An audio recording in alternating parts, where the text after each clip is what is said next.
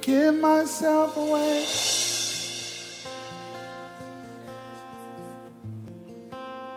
I give myself away so you can use me. I give myself away.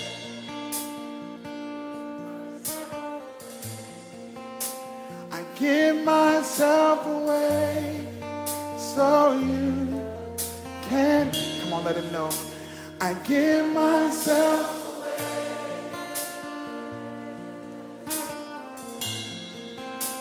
I give myself away so you can use me. I give myself away. What would happen?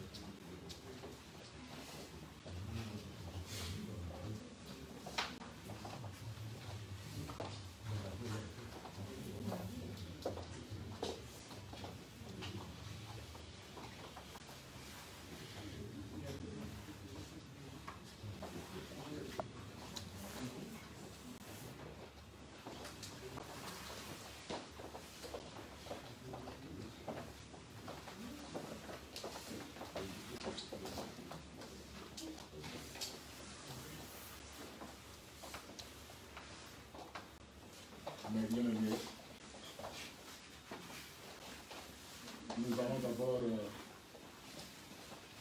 rendre gloire à Dieu qui a permis ces circonstances d'aujourd'hui. La Bible dit que tout concourt au bien de ceux qui aiment Dieu. Si nous sommes réunis ce matin en série, c'est parce que Dieu a permis que notre maman, notre sœur, notre belle-sœur rentre à la maison. C'est le chemin de tout le monde parmi nous ici. Car la Bible déclare que nous sommes étrangers voyageurs sur la terre. Et un jour, chacun de nous, à son tour, quitte cette terre pour revenir à la maison. Et à chaque fois que une telle circonstance nous arrive, nous devons penser à Dieu, puisque la vie est entre ses mains. Celui qui a permis, pendant sa maladie, on a toujours été ensemble. On était là en train de prier avec elle, l'encourager, l'édifier. Mais quand Dieu a pris la décision qu'elle puisse partir, il n'y a personne qui pouvait empêcher ça.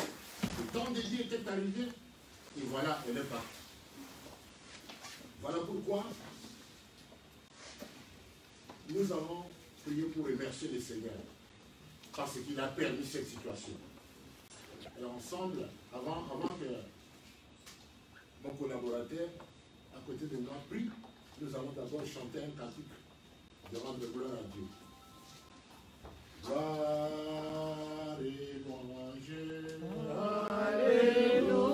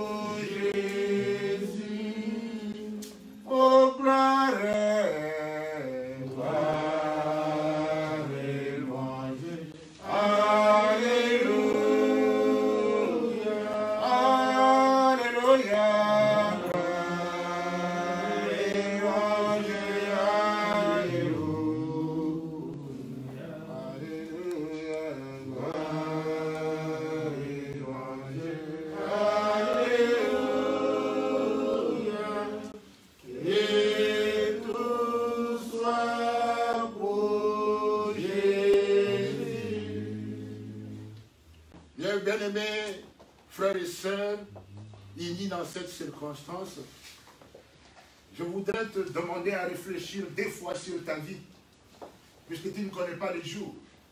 Je crois même sur la situation que nous sommes en train de vivre, sur la pandémie universelle. Tu peux être à côté de quelqu'un aujourd'hui et demain, il n'est plus avec toi. Je te demanderai de réfléchir deux fois, c'est-à-dire de te poser la question si dans ta vie, tu as déjà reçu Jésus-Christ comme Seigneur et Sauveur. Puisque la Bible nous dit, celui qui a Jésus, il a la vie. Et celui qui n'a pas Jésus, n'a pas la vie. C'est à toi de réfléchir. Puisque ton tour viendra, chacun de nous. Et surtout dans cette pandémie universelle. Il n'y a personne qui peut se dire qu'il ne passera pas par là. Mais dans des moments, dans des circonstances pareilles, tu dois réfléchir sur sa vie. Mettre ta vie en ordre. Et te remettre entre les mains de celui qui a créé le ciel et la terre. Voilà, mon nom c'est l'apôtre Ben, pasteur de l'église évangélique internationale Sion. Si tu n'as pas un endroit, tu n'as pas quelqu'un pour t'encadrer à connaître ce Dieu-là, nous sommes là. Pourquoi pas dans des circonstances pareilles, tu venais, pendant que nous sommes là, pasteur, toi tu pries où? J'aimerais que remettre aussi mon cœur à Dieu, nous sommes là pour vous. Je remets la parole au pasteur Esaïe. de nous dire quelque chose et il va prier pour la circonstance. Amen. Je voudrais d'abord témoigner concernant maman Marie-Jeanne. Elle est décédée dans le Seigneur. Elle est décédée dans le Seigneur. Comme papa a dit, très souvent, j'allais même à la maison pour l'exhorter, causer avec elle. Et je suis parmi les dernières personnes qui détiennent ces audios. On a causé avec elle et j'ai ces audios dans mon téléphone. Et avec ma petite chaîne de télé que j'ai commencé, elle est la toute première abonnée sur ma chaîne. Donc, c'est vraiment quelqu'un qui m'a beaucoup marqué. C'est quelqu'un qui... Je garde des bons souvenirs quand elle venait à l'église. Elle venait avec papa à l'église. Souvent, quand le couple pastoral venait ici à Paris, et elle ne manquait pas d'être avec nous. C'est vraiment une servante de Dieu. Dans ces derniers jours que j'étais avec elle, elle avait témoigné Christ. Voilà. J'ai commencé à l'enseigner aussi. Et il s'est fait que le jour de son décès, je ne sais pas qu'est-ce qui m'a pris, mais j'avais beaucoup pensé à elle. Et le jour suivant, comme informé par le pasteur Béoko, que voilà, maman est partie. J'ai vite compris que voilà, c'était quelque chose que Dieu m'avait soufflé, mais ce n'est pas moi qui avais compris.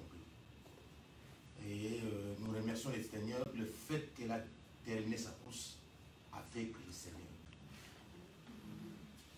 Que Dieu soit béni et que Dieu soit glorifié. Je profite pour dire à toute la famille, fortifiez-vous. Elle est la fille d'un pasteur et elle a le sang pastoral et les enfants aussi ont le sang pastoral. Gardez ce que je vous ai dit. Que Dieu vous soutienne, papa, ici pour les enfants, que Dieu vous assiste en tout cas. Et une chose est vraie, elle est partie dans le Seigneur et je suis sûr et certain, elle vous a légué cette façon de voir, c'est-à-dire le Seigneur Jésus-Christ. Dieu Tout-Puissant, nous te rendons grâce. Le maître des temps et des circonstances, c'est bien toi. Il t'a plu dans ton conseil céleste de rappeler ta fille. Nous ne pouvons que nous incliner à ta décision. Que ton nom soit loué, que ton nom soit béni et que ton nom soit glorifié. Tu nous avais donné une mère, une sœur, une femme, une connaissance, mais tu l'as rappelé auprès de toi. Laisse que ton Saint-Nom soit béni et glorifié à jamais. Tu es Dieu. Nous nous inclinons encore une fois de plus au devant de ton trône pour te dire tout simplement merci. Merci pour tout ce que tu as fait pour ta fille. Merci pour tout ce que tu as, oh Dieu, donné à ta fille de devenir une mère, une femme et une servante de l'Éternel. Elle a fini sa course. Que ton nom soit béni. Le chemin Père de gloire jusqu'au cimetière entre tes saintes mains. Balise ton chemin par le sang de Christ. Et qu'aucune interférence des forces des ténèbres, au Dieu, soit à nos côtés. Que toi seul puisses nous accompagner comme avant et à l'égard. Béni sois-tu, nous t'avons dit. Amen. Amen. Amen. Que Dieu soit loué. Je crois que nous clôturons notre cérémonie religieuse. Que Dieu vous bénisse tous. Amen.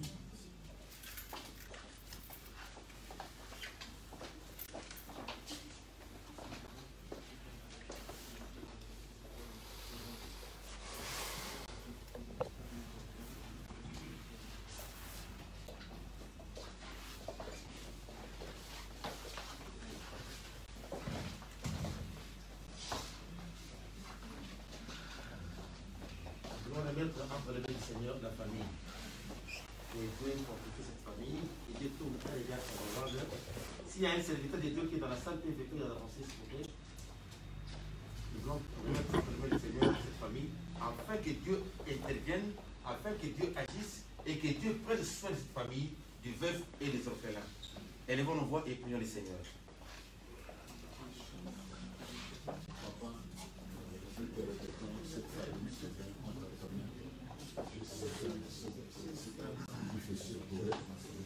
Maintenant, papa, nous te demandons de les accompagner dans cette situation. Ce que nous demandons, c'est que tu leur donnes la paix, Et la grâce. La miséricorde pardonne les familles. Papa, la motivation, la force, le courage de vaincre. Et c'est toujours tous ces ennemis. Nous implorons la faveur de Dieu si ces garçons et leur papa.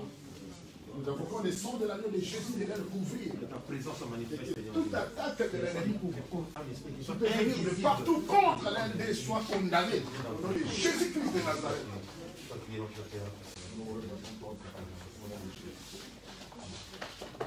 Père, nous voulons te rendre gloire pour cette circonstance. Je voudrais te remettre cette famille entre tes mains, Seigneur. Comme le pasteur a témoigné, leur maman avait crié en toi comme Seigneur et Sauveur. Aujourd'hui, elle est entre tes mains.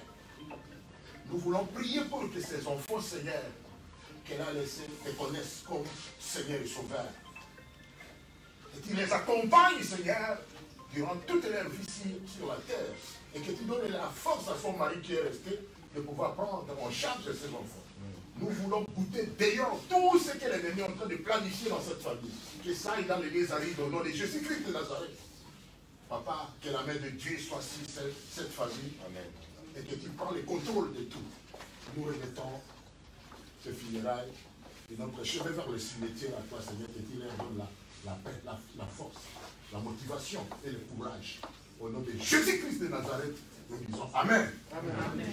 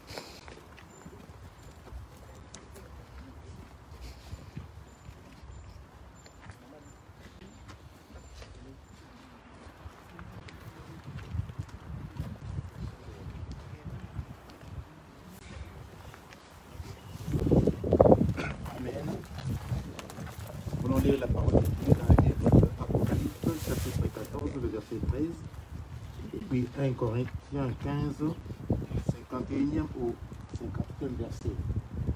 La Bible dit, j'ai entendu du ciel une voix qui disait, écris, heureux les morts qui meurent dans le Seigneur dès à présent. Oui, dit l'Esprit, afin que se reposent de leurs travaux, car leurs œuvres les suivent. Apocalypse chapitre 15, plutôt 1 Corinthiens 15, 51 jusqu'à 58. Voici, je vous dis un mystère. Nous ne mourrons pas tous, mais tous nous serons changés en un instant et en un clin d'œil à la dernière trompette. Car elle sonnera et les morts ressusciteront incorruptibles et nous serons changés. Il faut en effet que ce corps corruptible revête l'incorruptibilité et que ce corps mortel revête l'immortalité. Lorsque ce corps corruptible aura revêtu l'incorruptibilité et que ce corps mortel aura revêtu l'immortalité, alors s'accomplira la parole qui est écrite. La mort a été engloutie dans la victoire. Ô mort, où est ton aiguillon? Ô mort, où est ta victoire?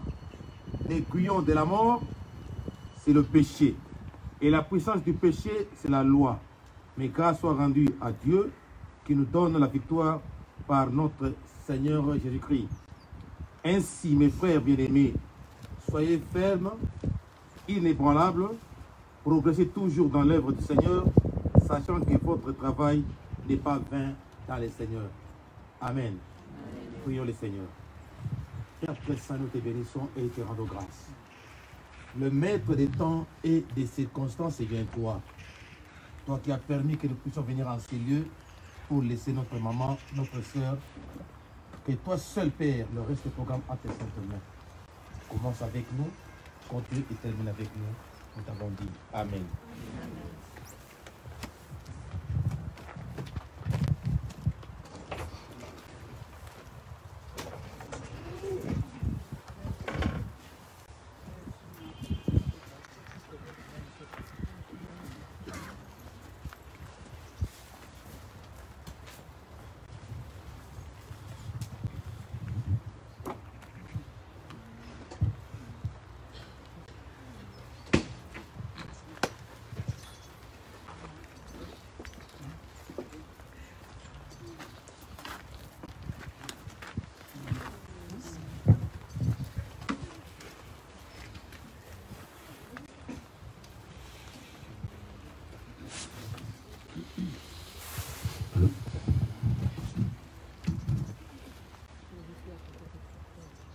Voilà, je vais essayer de dire quelques mots à la mémoire de ma femme. Alors, quand quelqu'un disparaît, au moment de parler de lui, on a tendance à y trouver que des qualités.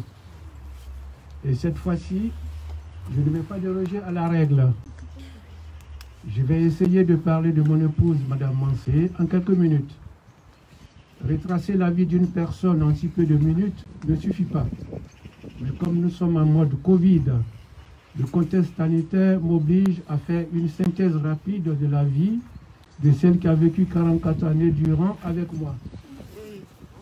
Je voudrais qu'on retienne de Madame Mansé, c'est comme ça que je l'appelais, que ce fut une femme formidable, merveilleuse, une battante, une courageuse, et surtout une généreuse. Elle était très généreuse. Ceci dit, ça n'empêche pas qu'elle a eu des petits fâcheries entre copines. Madame Mansé est née le 4 août 1957 en RDC, d'un père pasteur et d'une mère au foyer. La maman est avec nous en ce moment, totalement dévastée et inconsolable. Son père était le pasteur Elonda, président de la puissante église du Christ au Zaïre, actuellement RDC. Elle était l'aînée de 7 enfants. Nous nous sommes mariés le 27 mai 1978 à Strasbourg.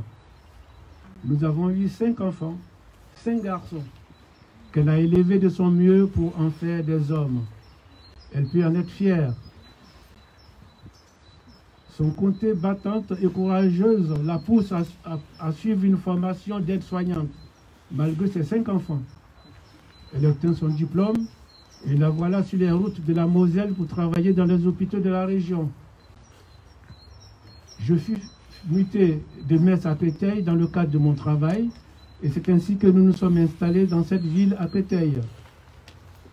Elle a travaillé dans presque tous les hôpitaux de Paris en intérim. Puis, elle décida de travailler dans les maisons de retraite jusqu'en 2015.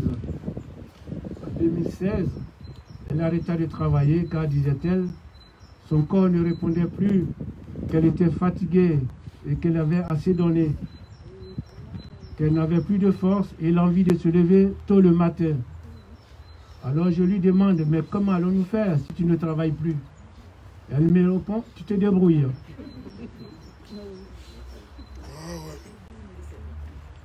Madame Mansé était généreuse. Elle était la générosité faite femme. Elle était serviable. Elle avait le contact facile. Elle aimait les gens. Elle a aidé beaucoup de personnes. Quelqu'un avait des difficultés pour remplir des documents administratifs. Elle intervenait pour l'aider. Un autre ne savait pas comment faire pour bénéficier des aides sociales ou autres. Elle se faisait un malin plaisir de lui donner un coup de main. Le droit du travail était son domaine favori. Elle est venue en aide à de nombreuses personnes qui ne connaissaient pas leur droit du travail. Elle maîtrisait les CDI, CDD, les licenciements et autres. Pourquoi connaissait-elle le droit du travail? C'est parce qu'elle avait adhéré au syndicat CFDT, section santé de Créteil. Quand elle rentrait de ses réunions syndicales, elle avait une pile de photocopies qu'elle lisait parfois tard dans la nuit. C'est ainsi qu'elle est devenue une spécialiste du droit du travail. Marie-Jeanne ou Tante Jeanne, on me menace dans mon boulot, on veut me licencier. Tout de suite, elle se jette sur sa pile de documents du droit du travail pour secourir celle ou celui qui l'a appelée. Ça, c'est son côté serviable. Elle ne pensait jamais à elle-même. C'était tout pour les autres. Tout son argent servait à aider ceux qui en avaient besoin. Parents, amis, connaissances, tout y passait. Elle était simple sur le plan vestimentaire.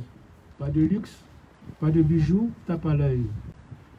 Elle préférait envoyer des mandats à Western Union, soit en RDC ou en Côte d'Ivoire. Quand elle n'avait plus d'argent, elle sollicitait ses enfants. Ceux-ci la menaçaient parfois en lui disant « Écoute maman, si on te donne de l'argent, c'est pour que tu en profites toi, et non pour l'envoyer en RDC ou ailleurs dans le monde. Si cela continue, on ne te donnera plus rien. » C'était plus fort qu'elle, toujours penser aux autres. Je l'appelais Mère Teresa pour la taquiner. Même dans les derniers moments de sa vie, où sa voix devenait presque inaudible, elle a demandé à un de ses fils de faire un Western Union qu'elle dictait. Ça, c'était son côté généreuse. Malgré la maladie qui la faisait souffrir, elle avait toujours un mot pour nous faire rire. Il y a à peine 2 semaines, elle a réussi à nous faire rire, nous qui étions à côté d'elle. Mon cousin vient lui rendre visite, il rentre dans la chambre et la voit couchée dans son lit médical. Il est comme tétanisé, il ne parle pas, il ne fait que la regarder. Alors elle lui dit « Tu ne dis rien ?» en riant. Et lui de répondre « Tout péno, Yako ». Comme je disais, elle aimait les gens, elle avait le contact facile. Elle avait le don de savoir entretenir des relations, que ce soit avec des jeunes ou des adultes. Elle connaissait quelqu'un quelque part dans ce monde. Elle me disait toujours, il faut garder les contacts, car on ne sait jamais. Et moi de répondre, qu'as-tu reçu jusqu'à présent en retour? Elle était sur Facebook, elle avait 21 000 followers sur Twitter. Les enfants me disent que c'est énorme d'avoir un tel chiffre. Même au fin fond de l'Amazonie, elle connaissait quelqu'un. C'était ça, Madame Marie-Jeanne Mansé. Alors maintenant, je vais vous faire l'historique de sa maladie. C'était au mois d'août. Elle disait qu'elle avait mal au ventre. Comme nous tous, on se dit, bon, mal au ventre, c'est rien, du smecta, un peu de spasmon et ça va passer.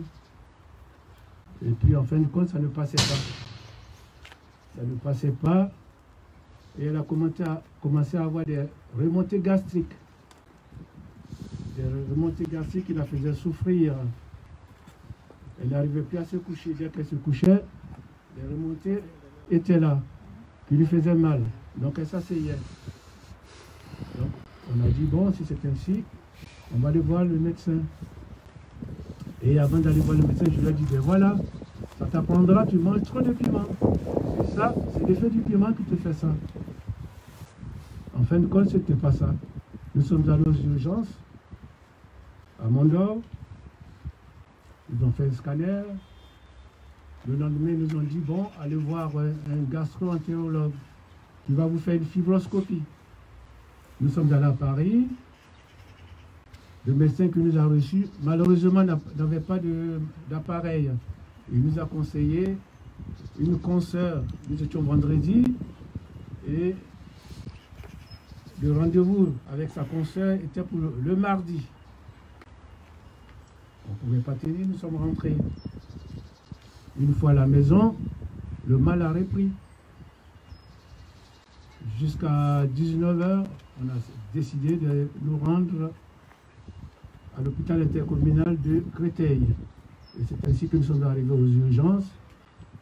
Ils l'ont pris tout de suite et ils l'ont gardé.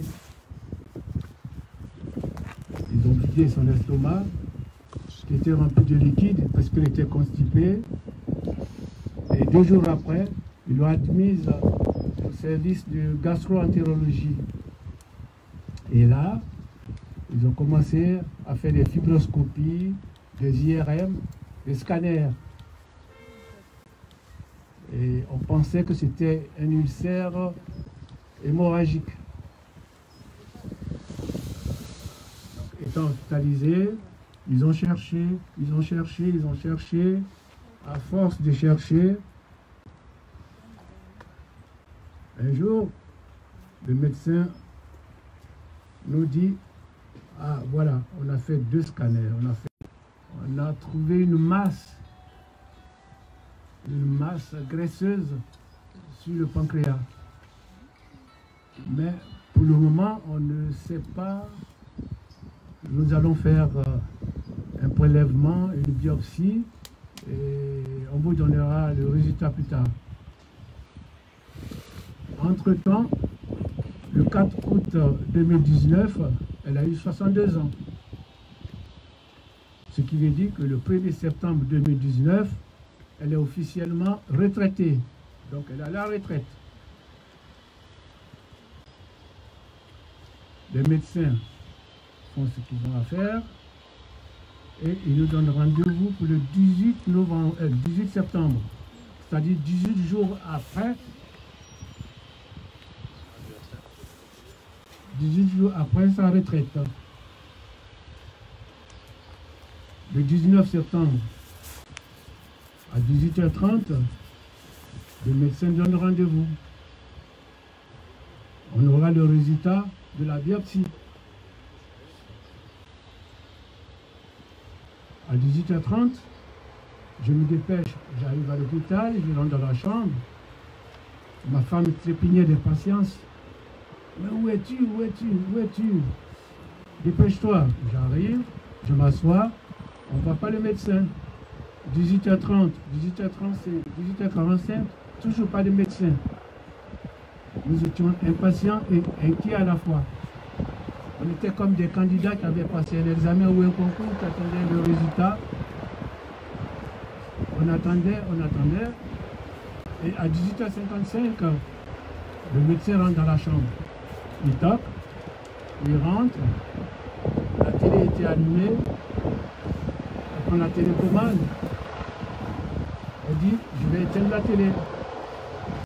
Elle éteint la télé, elle prend une chaise, elle s'assoit, et puis là, elle nous dit, les nouvelles ne sont pas bonnes. On la regarde. Elle dit oui, les nouvelles sont vraiment pas bonnes. On a dit, bon, docteur, allez-y. Et c'est une femme. Alors là, elle nous dit,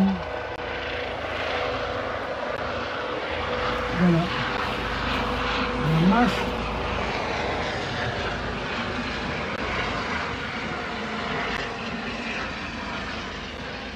la masse graisseuse dont on a fait le prélèvement des examens, voilà. En fait, c'est une tumeur, elle a voulu employer des termes médicaux. On a ouvert de grands yeux, on la regardait, du coup elle s'est arrêtée, elle a dit, bon en fait, c'est un cancer que vous avez. Et là, le ciel nous tombe sur la tête. On était assis sur le lit. Nous sommes restés 3 minutes. Le docteur, ma femme et moi. 3 minutes, c'est long, hein? On était là, 3 minutes, on se regardait. Le médecin nous regardait. On était là. Personne ne disait un mot. Et puis au bout de 3 minutes, je lui demande, docteur, est-ce que c'est sûr? Elle dit oui. C'est ce qu'il y a de plus sûr, c'est sûr.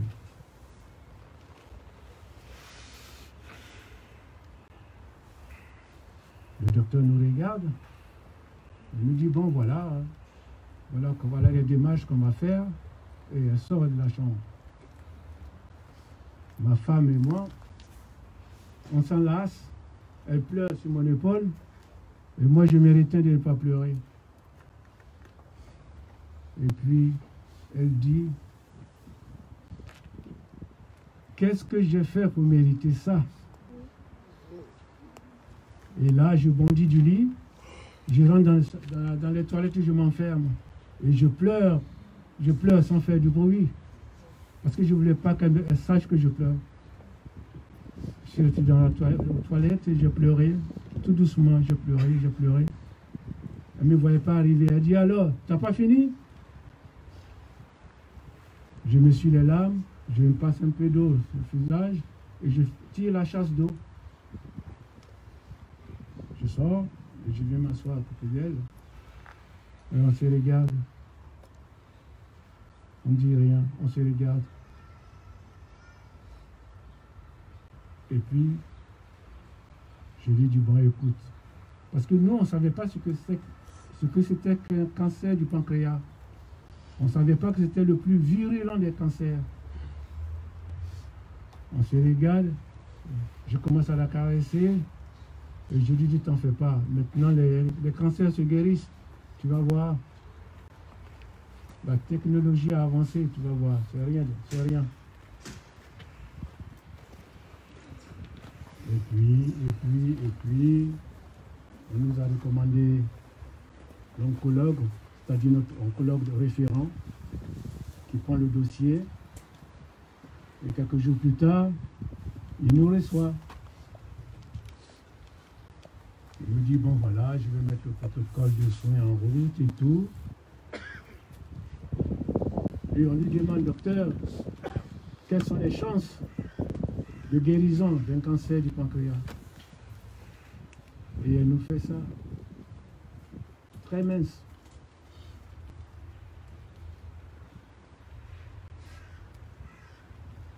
Et voilà, le protocole de soins est mis en route et les traitements commencent. La chimiothérapie, la radiothérapie, et un peu plus tard, les plantes, les tisanes. Voyez-vous, le 1er septembre 2019, elle est à la retraite. 18 jours plus tard, soit le 19 septembre, on nous annonce un cancer. Le destin est parfois cruel, très cruel. 1er septembre, retraité. 19 septembre, le cancer. On était abattus. Elle qui avait plein de projets. Elle a dit, bon, maintenant que nous sommes tous les deux à la retraite, nous allons voyager, nous allons faire le tour du monde et tout. Et voilà que le destin vient briser tous nos rêves. Donc, le protocole de soins, je vous ai dit, chimiothérapie, radiothérapie, les plantes. Et ça a duré. Et la maladie progressait sournoisement. Et puis, les 2 derniers mois, décembre et janvier, ont été terribles pour elle. Elle souffrait énormément. Elle souffrait. Et je souffrais avec elle. Ces 2 derniers mois étaient terribles. Ça annonçait la fin. Mais on osait croire, on voulait faire croire que ça allait aller. On croyait au miracle. Voilà. Et puis dans la nuit du lundi au mardi 16 février. Il était 2h30 du matin. Elle me dit, Bob, c'est comme ça qu'elle m'appelle. J'ai la sensation d'étouffer. Je crois qu'il faut appeler l'HAD. L'HAD, c'est l'hospitalisation à domicile. Qu'il fasse venir une infirmière. J'appelle l'HAD, j'explique la situation.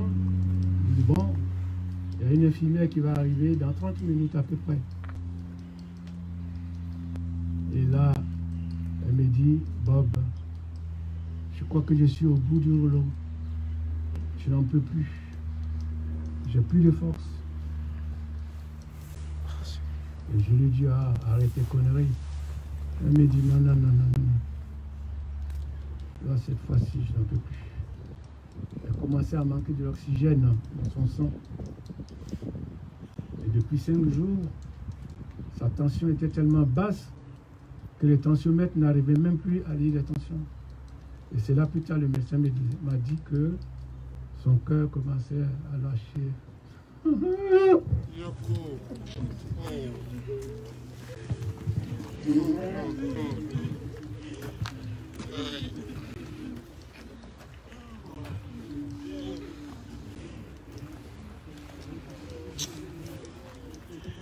Alors, il y avait une chanson qu'elle aimait beaucoup. On va jouer cette chanson en sa lumière, s'il vous plaît.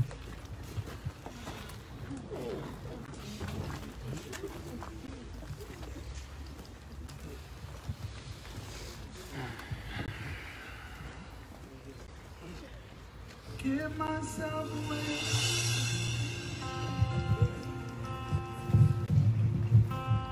I give myself away so you can use me.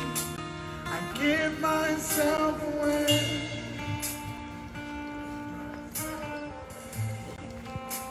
I give myself away so you can use me. Come on, let him know. I give myself away.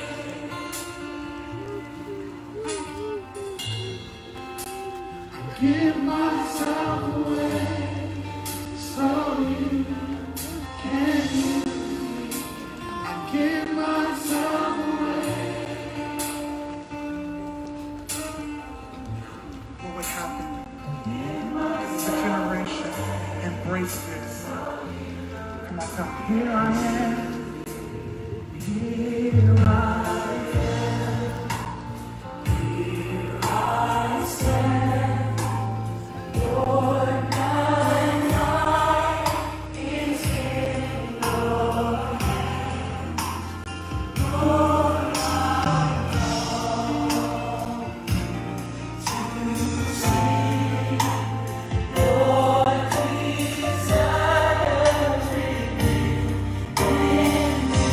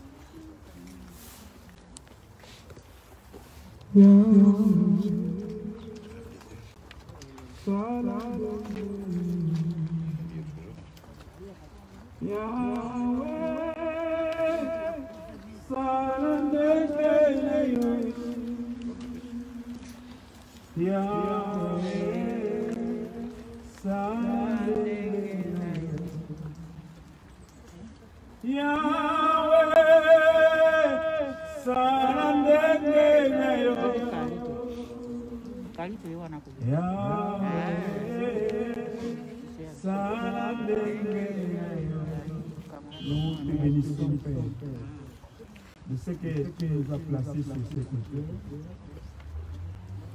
Tu nous as connus et tu nous as prédestinés. Et par la prédestination, tu nous as justifiés. Et maintenant, nous te disons merci de ce que aujourd'hui nous sommes, mon Seigneur, tous ensemble, en train de pleurer ce que tu as destiné. Merci pour ta destinée. Tu nous as placés sur la terre non pour rester longtemps et pour juste avoir quelques temps et après rendre tout entre tes mains. Merci pour ton esprit qui est entre tes mains. Nous te bénissons, nous te glorifions parce que tu es Dieu. Au nom de Jésus, amen.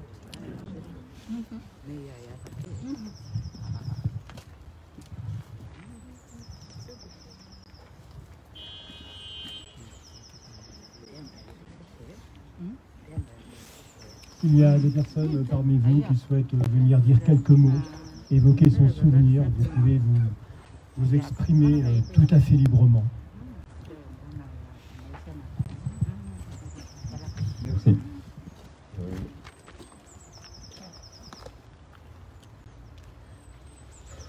ne sais pas si j'ai le courage de terminer.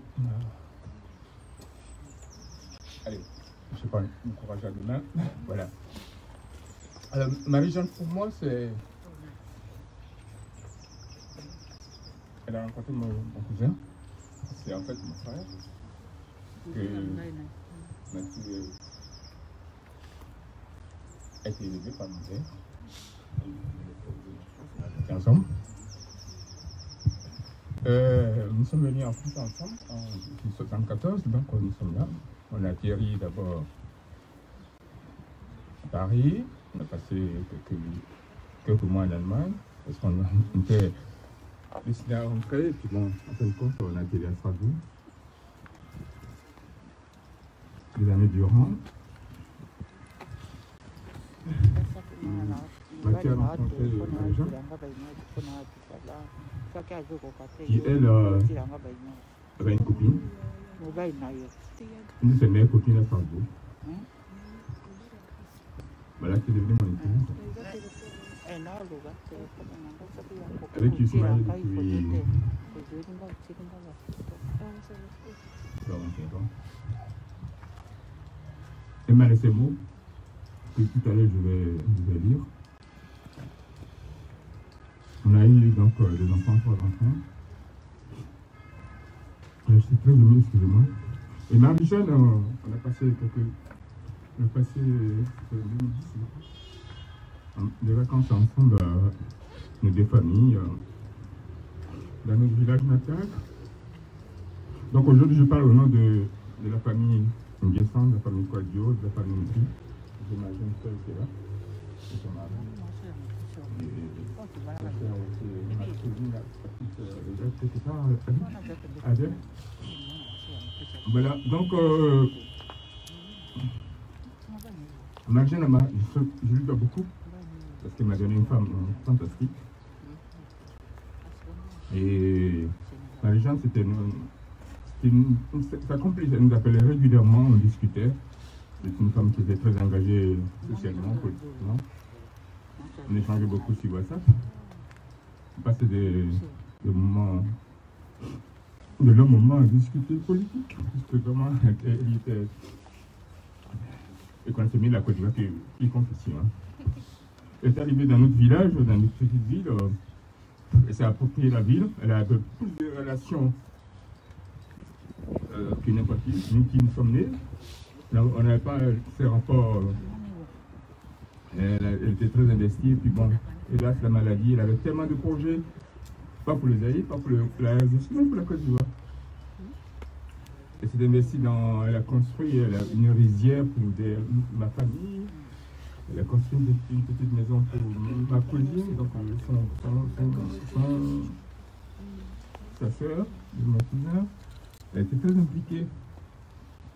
Elle comptait vraiment s'engager socialement en Côte d'Ivoire. C'était son projet en fait. C'est ça son projet de vie. Elle y était tellement attachée. Voilà.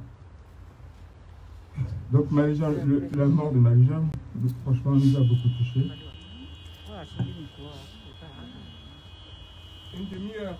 Une demi-heure avant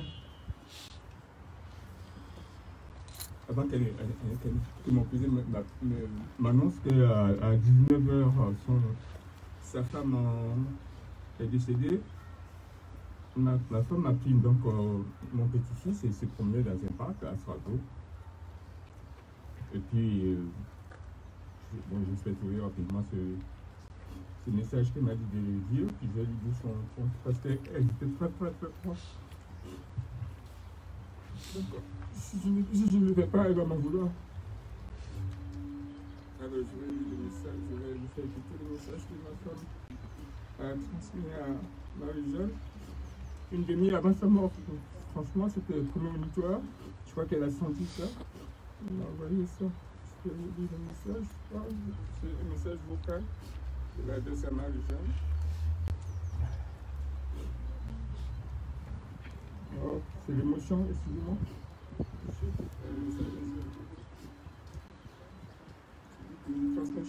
Transmettez ce message, je vais le dire au funérail de Marie-Jeanne. On a tellement échangé tout à l'heure en venant que bon, c'est tout le moment. Mais bon, c'est pas grave. Je vais dire ce message que m'a laissé pour Marie-Jeanne. Elle a fait une bonne fille.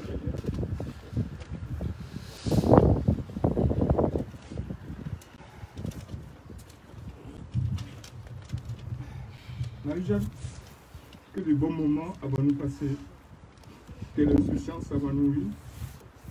Tu avais le don de Dieu même, le chic de changer le monde à tour de bras. J'ai toujours admiré en toi, et je ne suis pas la seule, cette facilité avec laquelle tu allais vers les gens, ce relationnel que tu tissais avec une aisance désarmante, cette curiosité innée, cette force tranquille, ce désir de faire changer le monde. En fait, un travail d'éthique. Je ne suis pas présent physiquement, mais je suis par la pensée.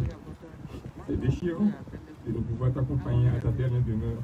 Mais j'étais là, par la pensée. Le jour où tu nous as quittés, voilà ce qu'elle avait dit dans la réunion. Elle était en train de se balader dans un parc que Marie-Jeanne connaissait bien. Elle dit, oui, bonjour Marie-Jeanne. Je t'avais adressé ce message. C'était juste pour te faire un petit coucou. Je suis sur la place de l'université. Je ne sais pas si cela te dit quelque chose. Je suis avec Terence, notre petit-fils. qui paie de la trottinette. Il y a un rayon de soleil. Écoute les chants des oiseaux. Allez, bon courage avec toi. Va et repose-toi en paix. Nos sincères condoléances à la famille. Ça, c'est maintenant. C'est le mot qui sont. Et je voudrais vraiment qu'elle entende les paroles parce que.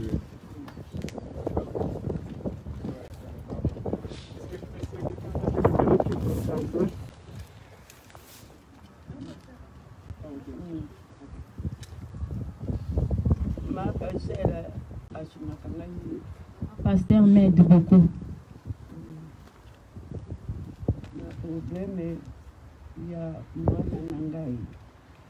Les problèmes de ma fille.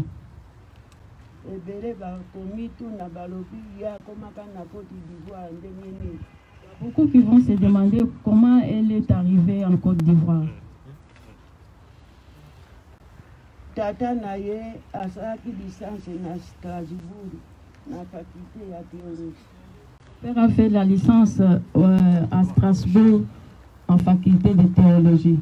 Théologie? Elle a fait asaki doctorat na faculté ya Strasbourg na faculté. Il a fait le doctorat aux facultés de Strasbourg. En faculté de théologie. Docteur Ronda est un pasteur. Et on est retourné chez nous. Le docteur vraiment était un pasteur. Et quand nous retournions chez nous, on a toyé les sous à Strasbourg. Quand on est rentré chez nous, après un certain temps, on est encore retourné à Strasbourg. On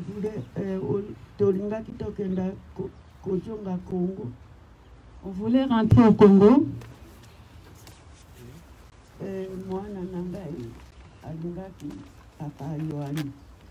Et ma fille est tombée amoureuse de papa Yohan. Et deuxième,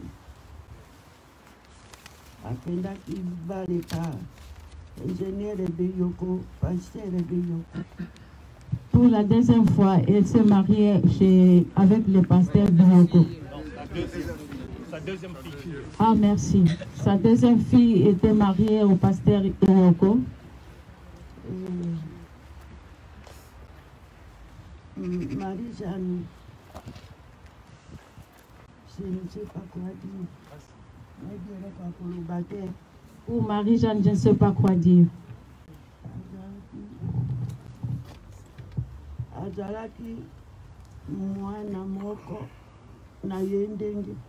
Elle était un enfant vraiment de sa façon.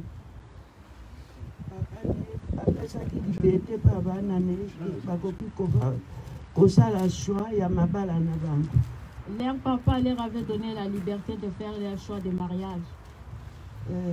C'est marié après ça qui abotaki bana 5 yamibad. Elle a mis au monde 5 enfants, 5 garçons. Azaki koebisanga alobi mama najui sensité najuta mibali 5 najui na mwasi moko te. Elle me disait, maman, j'ai pas de chance, hein? J'ai seulement des garçons, j'ai pas de filles.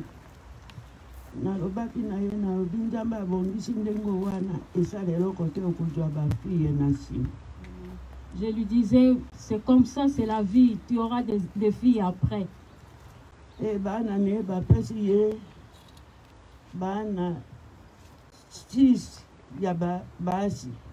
Ces enfants lui ont donné des petits-enfants, 6 enfants, filles.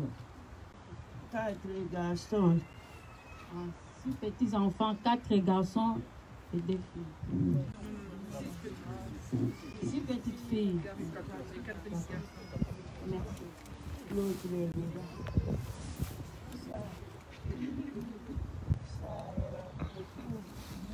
Bon, plus aimer ça, mamie toujours. Les mardis là, elle était mardi Ayaki. Le mardi, elle était venue. Elle s'est réveillée le matin. Elle a commencé à prendre son téléphone et moi j'étais là.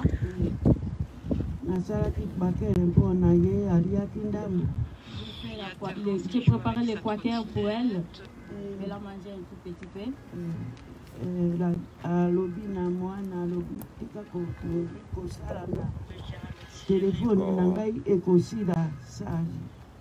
J'ai dit à l'enfant de cesser de jouer avec les téléphones, sinon ça va se décharger.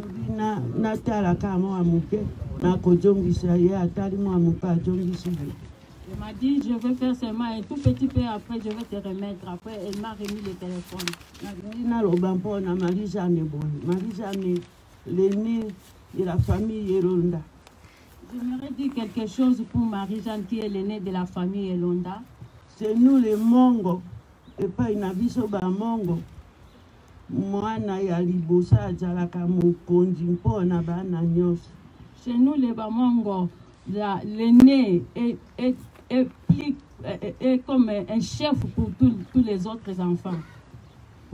Mpona ba conseil, mpona makambo nyonso. Bakoki basala, il faut batuna ye, il faut ajala kola sala pe bato basepela kajali na balek.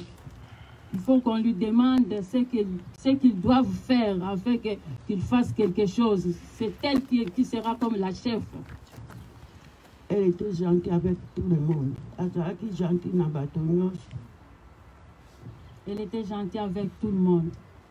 Elle était ayaki papa, pas ayaki maman, na famille Elonda. Elle était papa en même temps maman pour la famille Elonda. La course est terminée pour Marie-Jeanne. Vous pouvez lire dans les Timothée 2, 4, 7. Et la course est... J'ai combi.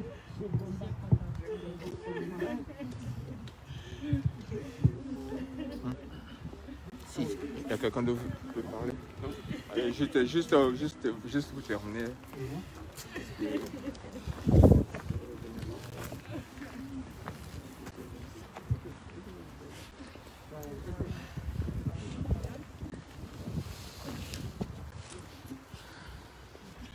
Marie-Jeanne, voilà, c'était pour te faire un petit compliment. Je me trouve actuellement à la place de l'université. Je ne sais pas si ça te dit encore quelque chose. Il y a Thérence qui joue avec sa trottinette, il y a un petit rayon de soleil et je ne sais pas si tu as l'occasion d'entendre le chant des oiseaux.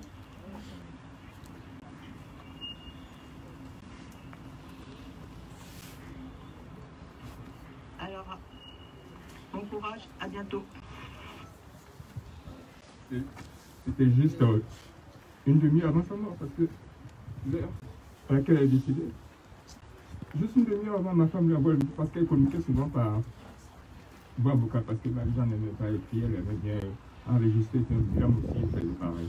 Voilà, c'était vraiment une demi-heure. Mais bon, elle n'a pas pu l'écouter. Je crois que c'était prémonitoire, je crois que ma femme a dû sentir ça. Elle se trouvait dans un parc, et puis voilà, elle a eu cette sensation, puis elle a envoyé ce message. Donc, qu'elle n'a jamais pas pu écouter. Voilà, je voulais vous faire écouter ça.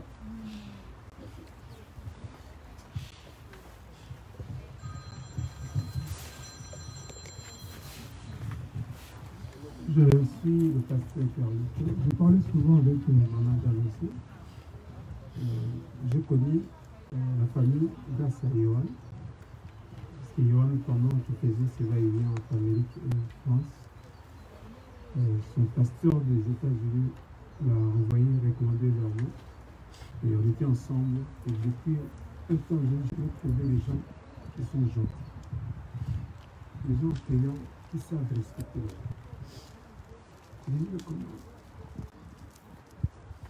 Quelqu'un qui ne connaît pas encore Dieu, qui a un cœur comme ça. J'étais vraiment touché de voir Yohan à quelques jours de son acceptation au Seigneur. Il était déjà tout un chrétien. Et c'est par lui, Yohan, que je connais maintenant. Alors, chaque fois, j'écrivais, est-ce que je peux lui donner déjà? Chaque fois, la dernière fois fois. C'est elle qui m'a écrit. C'était. Bonne journée. Bonjour à maman Élise. J'ai demandé au médecin parce qu'hier j'étais aux urgences de 10h à 18h en ce moment, ça va pas bien. Je mange pas, j'arrête pas de manger. J'ai lu de mon livre parce qu'il m'avait dit qu'il fallait même éduquer les petits enfants, tout ça. Je vous donnerai la réponse après. Passez une bonne journée. Ok. Après, je lui ai répondu par mes mots aussi, en disant simplement que ouais, tiens, nous sommes des gens. Tu es pas fort. Tu es déjà une femme forte. On s'encourageait comme ça, il faut l'entendre. Et la dernière fois, quand je l'ai pris, il m'a parlé de. Ah, je ne sais pas. Mais Yohan, il est toujours dans son travail. Mais c'est comme si je pressentais comme s'il attendait seulement une dernière personne qui devait nous voir, c'était Yohan. Quand Yohan est venu, après, j'ai cherché partout le moyen pour Yohan. Quand Yohan est rentré, juste le moyen de rentrer, on me dit que maman j'allais voir. Je dis non. C'est comme s'il attendait seulement de voir Yohan, parce que la seule personne qui était loin, c'est Yohan. Il a vu Yohan et ses enfants. Et c'est ça que je disais, me disant, je crois que Dieu a fait tout ce qu'il pouvait faire, et nous ne pouvons pas en vouloir à Dieu. Maman Yohan a fait son temps. Et je dis simplement que, ouais, son temps est arrivé, donc son terme, sur cette terre, est arrivé, donc nous ne pouvons pas juste glorifier Dieu. Nous pouvons plutôt bénir Dieu.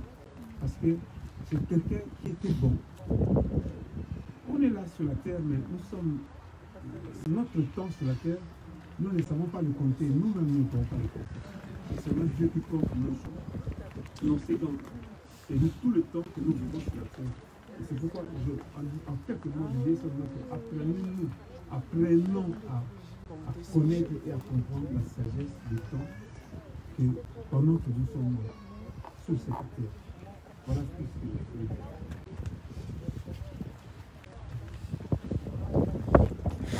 Bonjour. On était une amie, des amis. On s'est jamais vu. On était amis sur Facebook. Un lien très fort qui nous unissait. J'étais au Congo, je suis restée pendant longtemps. Et puis quand je suis revenue, je lui ai dit que j'allais lui ramener quelques plantes. Ça pouvait peut-être l'aider. Et quand je suis arrivée, il y avait le confinement, il y avait la pandémie, donc on ne s'est pas vu. On a répété le rendez-vous, mais à chaque fois je l'appelais, elle m'appelait. Et quelques heures avant que Marie-Jeanne ne parte, elle a envoyé un numéro de téléphone. Elle m'a dit, comme elle ne pouvait pas parler, elle m'a envoyé un numéro de téléphone. Et puis elle m'a envoyé un message, elle m'a envoyé une photo. Elle m'a envoyé un message que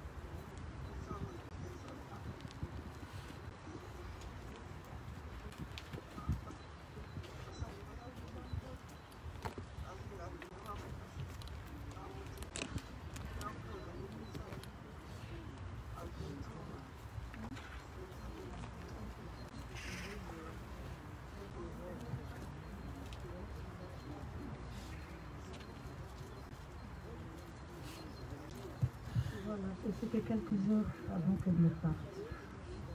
Voilà, c'était bien passé comme ça. Bonjour Marie-Claire.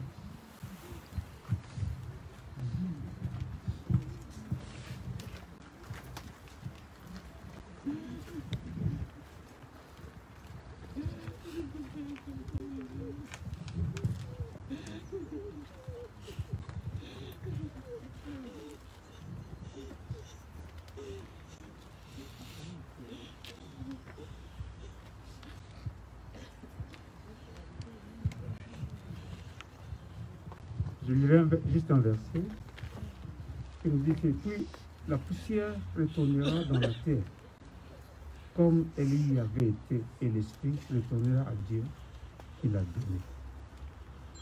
C'est Ecclésiaste chapitre 12, verset 7. Où la Bible dit que nous venons, Dieu nous a tiré de la poussière, et de la poussière nous rentrons, notre esprit entre ses mains, et le corps va rester sur la terre. Et voilà le dernier mot pour laisser le corps de Majan aller se reposer. Comme on dit, souvent nous disons que ton âme repose en paix. Il y a des gens qui n'ont pas eu la paix même dans leur mort. Mais ici, je dirais vraiment que son âme repose en paix. Souvent, les gens meurent, nous disons que son âme repose en paix. Il y a des gens qui ont trouvé les gens sur cette terre. Comment ils peuvent se reposer en paix pendant qu'ils ont trouvé les autres? Oui. Ici, si nous appelons même 10 000 personnes, ils diront la même chose. Je ne vois même pas Majan mourir. Je vois quelqu'un qui dort. C'est quelqu'un qui dort. Chaque fois que je suis dans la maison, chaque fois que j'y pense, je vois toujours une femme debout et qui est quelque part. Je crois à ce moment-là, son âme entend tout ce qui se passe en ces jours. C'est pourquoi je voulais simplement encore chanter une chanson en disant que sois heureuse parce que c'est entre les mains de Dieu. Amen. Parce qu'il vit, je n'ai rien à craindre, non, non, mais lendemain sont assurés entre tes mains, et tiens ma vie. En ce temps et d'éternité, parce qu'il vit, parce qu'il vit. Oh non, non, je n'ai rien à craindre, oui, oui. Mes lendemains sont assurés,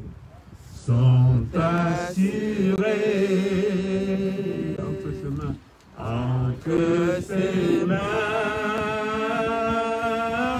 il tient ma vie en ces temps et l'éternité, je sais qu'il vit. Marie-Jeanne, tu vis. Merci pour cette vie. Le corps va rester quelque part, mais l'âme et ton esprit entre les mains de Dieu. Amen. Nous bénissons le Seigneur. Amen.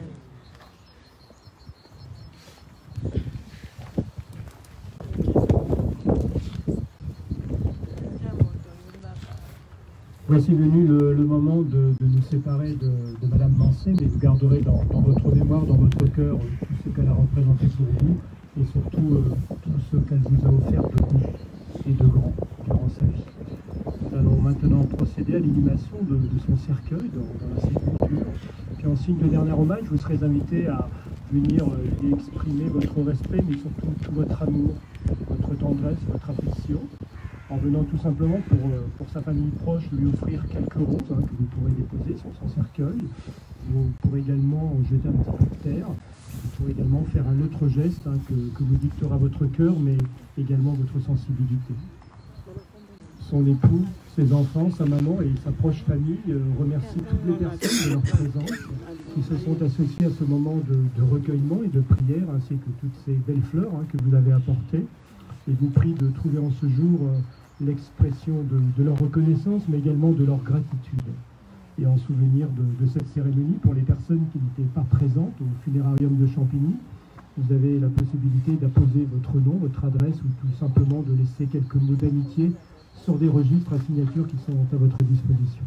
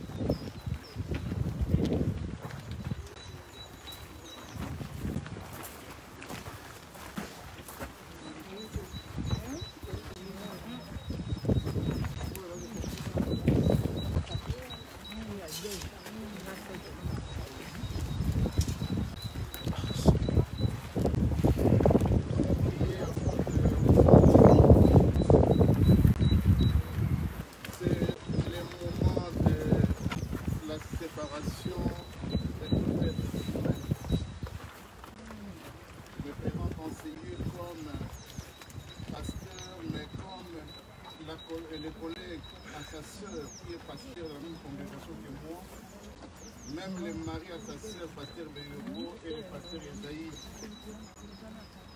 Je suis venu accompagner la grande sœur de ma collègue pasteur dans la même église. À cela, laissez-moi des temps élever un mot à notre grand roi. Dieu tout-puissant, quand mon cœur considère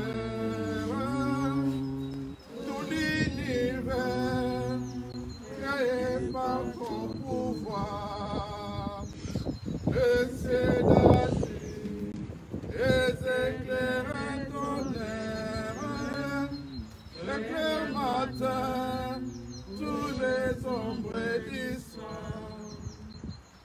de tout mon être lance le chant.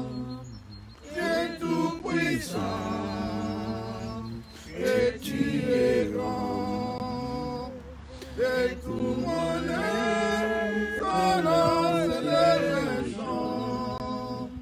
Dieu tout-puissant, que tu es grand. Oui, Dieu tout-puissant, que tu es grand. Tu as déclaré dans ta parole que l'homme est poussière. De la poussière où nous sommes sortis et de la poussière où nous retournerons. Marie-Jeanne, faite de la poussière, tu as mis ton souffle dans sa vie et aujourd'hui tu l'as retiré et tu as rappelé Marie-Jeanne d'où elle était venue, de la poussière. Pour nous déposer le corps, ô Dieu Tout-Puissant, sous la terre. Que cette terre soit sanctifiée par le sang de Jésus-Christ. Père de gloire, qu'aucun démon sataniste vienne récupérer le corps et la vie de Marie-Jeanne, et cela au nom de Jésus-Christ. En ton nom, tu dis qu'il n'y a plus de relation entre les morts et les vivants. Je vais séparer Marie-Jeanne spirituellement avec celle et celui qui fit membre de sa famille. Et j'abandonne cette vie entre les mains de Jésus-Christ. Si Dieu veut récupérer le corps de Marie-Jeanne et son âme, qu'il la récupère entre les mains de Jésus. Mais tous ceux qui sont entre les mains de Jésus, personne ne peut les arracher. Et nous couvrons cette vie dans le sang de Jésus-Christ. Que la terre des hommes lui soit douce. Ma sœur, va en paix. Rentre d'où tu étais venu. Que le Seigneur te bénisse et te reçoive entre ses mains. Que la gloire ne revienne qu'à toi, notre Dieu. Au nom de Jésus, nous avons été priés. Amen. Amen.